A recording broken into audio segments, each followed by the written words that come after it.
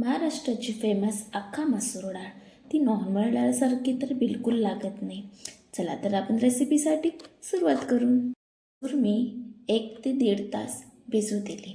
त्यानंतर स्वच्छ पाण्याने धुवून घेतले. आता आपण कुकरला लावून घेऊ. त्यानंतर आपण कुकरच्या 3 शिट्ट्या होऊ देऊ. तोपर्यंत आपण वाटणाची तयारी करून घेऊ. त्यासाठी 2 कांदे 1 टमाटर घेतले आहे. चला तर आपण कांदा भाजून घेऊ. कांदा हा पूर्णपणे ब्राऊन होईपर्यंत भाजू देऊ. त्यानंतर आपण धने आणि जिरे भाजून घेऊ. धने मी 2 चम्मच घेतले आहे आणि जिरे 1 चम्मच घेतलेले आहे.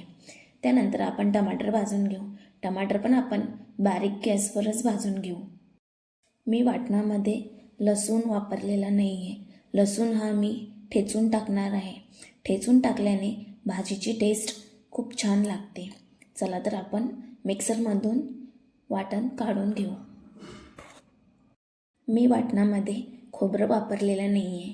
खोबऱ्याने भाजीची टेस्ट ही गोडसर लागते, म्हणून मी वापरलेला नाही आहे. वाटणामध्ये मी थोडंसं अद्रक टाकणार आहे. मसूरमध्ये प्रोटीन आणि फायबर समृद्ध असल्यामुळे वजन कमी करण्यास मदत होते. रक्तामधील साखर नियंत्रित ठेवते आणि पचनक्रिया सुधारते. चला तर आपला मसूर चांगल्या प्रकारे शिजलेला आहे, बघू शकता तुम्ही. चला मग आता फोडणी देऊ. त्यासाठी मी कढईमध्ये 2 माप तेल टाकून घेतले. तेल थोडं गरम झाल्यावर मी हिंग टाकून घेतलं. हिंग टाकल्याने ॲसिडिटीचा प्रॉब्लेम होत नाही. ठेचलेले लसूण टाकून घेतले. लसूण हा पूर्ण ब्राऊन होऊ दिला. त्यानंतर कस्तुरी मेथी आणि कढीपत्ता हे सुद्धा टाकून घेतले. त्यानंतर मी घरचे मसाले काही वापरणार आहे. लाल तिखट, हळद, मीठ, धने पावडर हे टाकून घेतले. तेलामध्ये चांगल्या प्रकारे होऊ दिले. त्यानंतर मी हिरवं वाटण सुद्धा टाकून दिले.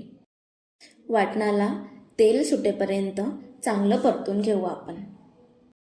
चांगल्या प्रकारे परतून झालेला आहे, पाहू शकता तुम्ही. मस्तपैकी तेल त्याला सुटलेलं आहे. कुकरमधले मसूर पाण्यासहित टाकून घेऊ आपण. तुम्ही पण या प्रकारची मसूरची भाजी करून पहा, नक्कीच तुम्हाला आवडेल. 4 ते 5 मिनिटं भाजी आपण झाकण ठेवून शिजू दिली. त्यानंतर तुम्ही सुद्धा पाहू शकता भाजीचा रंग कसा दिसत आहे. आपली भाजी पूर्णपणे तयार आहे. लाईक आणि सबस्क्राईब नक्की करा. बाय. पुढच्या रेसिपीमध्ये भेटू आपण.